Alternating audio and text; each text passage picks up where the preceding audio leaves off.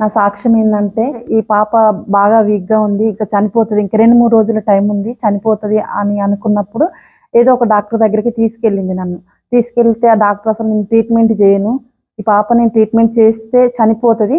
నాకు bad name వస్తది. నేను అసలు ట్రీట్మెంట్ చెయ్యను అన్నప్పుడు అమ్మ అన్నదంట డాక్టర్‌తోని. ఎలాగైనా ఒక ఇంజెక్షన్ ఎయండి. అయినా బతుకుతదేమో నా పాప అని బతిమిలాడినప్పుడు అతను అన్నాడంట, ఇంజెక్షన్ అయితే చేస్తాను.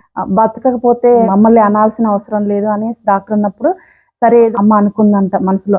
నిజమైన దేవుడు అయితే నా కూతుర్ని బ్రతికి ప్రభు అని మనసులో అనుకున్నప్పుడు ఈ పాప బ్రతకడం వల్ల నేను దేవుణ్ణి అంగీకరిస్తా, దేవుణ్ణి నమ్ముకుంటా అని చెప్పింది కాబట్టి ఆ ఇంజెక్షన్ వేసిన తర్వాతకి 2 డేస్‌లో కవర్ అయిపోయినా, బాగైనా, మంచిగైన తర్వాతకి అప్పుడు అమ్మ అనుకుంది. ఇక నేను బ్రతికి మంచిగైన తర్వాతకి నేను నిజమైన దేవుడిని నమ్ముకుంటా అన్నది కాబట్టి, నేను బ్రతకడం వల్ల నా తల్లిదండ్రులు నా ద్వారా యేసుక్రీస్తు ప్రభువుని తెలుసుకోవడం జరిగింది.